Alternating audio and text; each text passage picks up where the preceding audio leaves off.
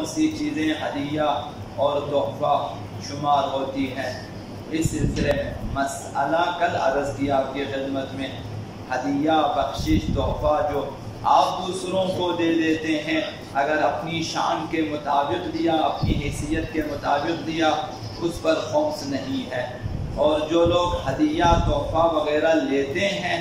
اگر ان کے سال بھر کے اخراجات سے بچ جائے تو بچت پر خمس واجب ہے۔ اب کون کون سی چیزیں جو ہیں ہبہ، بخشش اور تحفہ، ہدیہ شمار ہوتی ہے؟ سب سے پہلے وہ انعامات جو بینک وغیرہ سے انسان کو ملتے ہیں، بینکوں کی طرف سے اعلان شدہ انعامات آپ کو مل جاتے ہیں، وہ بھی ہدیہ، تحفہ شمار ہوتے ہیں۔ وہ ہدیہ جو دوستوں کے ذریعے آپ کو ملتے ہیں، تحفے، تحائف جو آپ کے دوست، احباب، عزیز، اقارب، رشتہ دار وغیرہ مثلاً آپ کو دے دیتے ہیں، کبھی آپ کی شادی پہ، کبھی آپ کے جو ہیں تاریخ تولد پہ، کبھی آپ حج سے واپس آتے ہیں، کبھی آپ کو کوئی ڈگری مل جاتی ہے، کبھی آپ کو ترقی ہو جاتی ہے، کسی نہ کسی بہانے سے لوگ آپ کو تحفے تحائف لے کر آ جاتے ہیں، تو وہ اس میں شامل ہے۔ اسی طرح سے اسکالرشپ جو حکومت وغیرہ طلباء کو دے دیتی ہے، وہ بھی تحفہ اور ہدیہ شمار ہوتی ہے۔ اسی طرح سے عید کے دن لوگ آپ کو عیدی دے دیتے ہیں یا بچوں کو عیدی دے دیتے ہیں، تو وہ بھی ہدیہ، تحفہ اور جو ہے انعامات شمار ہوتے ہیں۔ اسی طرح سے عطیات جو لوگ آپ کو دیتے ہیں، اور اسی طرح جیب خط جو والدین اپنے بچوں کو دے دیتے ہیں، وہ بھی تحفہ شمار ہوتے ہیں۔ وہ پیسہ جو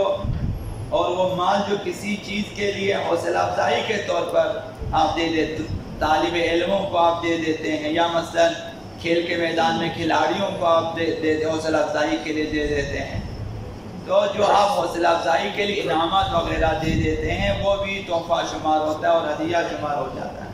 تو وہ لینے والے جو ہیں، اگر سال بھر کے اخراجات سے یہ چیزیں بچ جائیں تو ان پہ خمس واجب ہے، اگر نہ بچے تو پھر کچھ بھی نہیں ہے۔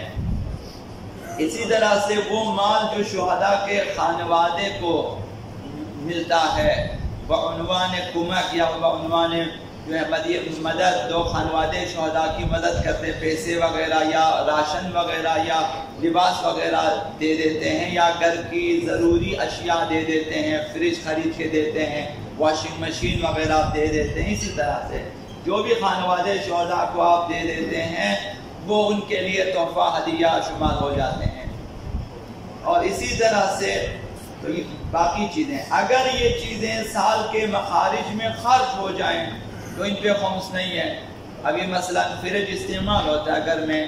تو اس پہ پھر خمس نہیں ہے۔ اسی طرح واشنگ مشین استعمال میں ہے، یا آپ راشن دیتے ہیں، کھا لیتے ہیں، خرچ ہو جاتے ہیں، تو وہ جیسے ہی لیا اس پر خمس نہیں ہے۔ تو اسی اگر وہ بچ جائیں، مثلا ان کے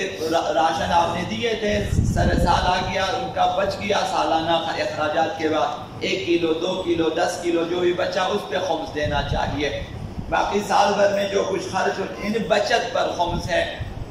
اس سے زیادہ خمس نہیں ہے۔ تو یہ جو چیز عرض کر رہا ہوں آپ کی خدمت میں، اہل بیت اطہار نے فرمایا خمس نہ دینے والے افراد، ان کی اولاد میں ناپاکی رہتی ہے کہ خمس نہ دینے سے، خمس روک لینے سے اور پھر اسے کھا لیتے ہیں تو اولاد میں پاکیزگی پیدا نہیں ہوتی، اولاد میں طہارت پیدا نہیں ہوتی، نفس انسانی میں طہارت پیدا نہیں ہوتی۔ تو یہ آقا امیر المؤمنین علی ابن ابی طالب علیہ السلام نے ارشاد فرمایا، ہلک الناس فی بطونہم و فروجہم، لوگ جو ہیں غذا کے سبب اور آمیزش کے سبب ہلاک ہو جاتے ہیں۔ غذا کھانا پینا جو انسان کھا لیتے ہیں، اور ازدواجی تعلقات، اس میں انسان ہلاک ہو جاتے ہیں، ناکام ہو جاتے ہیں، یعنی خوشبخت نہیں ہوتے، سعادت مند نہیں ہوتے، یعنی آخرت میں وہ ناکام ہو جاتے ہیں۔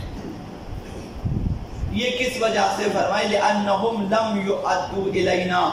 حقنا، اس لیے کہ وہ ہم اہل بیت کے حقوق ادا نہیں کرتے، یعنی خمس زکوٰۃ روک لیتے ہیں، کھا لیتے ہیں، اب اس سے غذائیں کھا لیتے ہیں اور شادیاں ہوتی ہیں،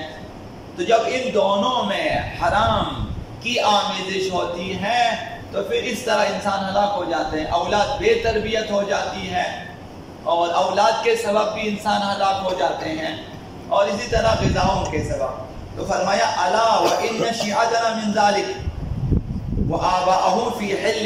ہمارے شیعہ وہ ہیں جو اس سلسلے میں جو ہیں وہ حلیت میں ہیں، یہ لوگ خمس ادا کرتے ہیں تو ان کی شادیاں پاک ہوتی ہیں اور ان کی غذائیں پاک ہوتی ہیں۔ اگر خمس و زکوٰۃ ادا کر کے اپنی غذائیں پاک کر لیں اور اپنی شادیاں پاک کر لیں تو پھر آپ امیدوار رہیں کہ آپ بھی سعادت مند ہو جائیں گے اور آپ کی اولاد بھی سعادت مند ہو جائے گا۔ خمس ادا کیے بغیر اموال سے غذا لے لیں، ازدواج کریں تو ناپاک غذا اور ناپاک ازدواجی تعلقات کے سبب انسان سے معنوی توفیقات سلب ہو جاتی ہیں۔ آپ تعجب نہ کریں کہ لوگ مسجد کے دروازے پر بیٹھ کر نماز کے لیے نہیں آتے، کیوں نہیں آتے؟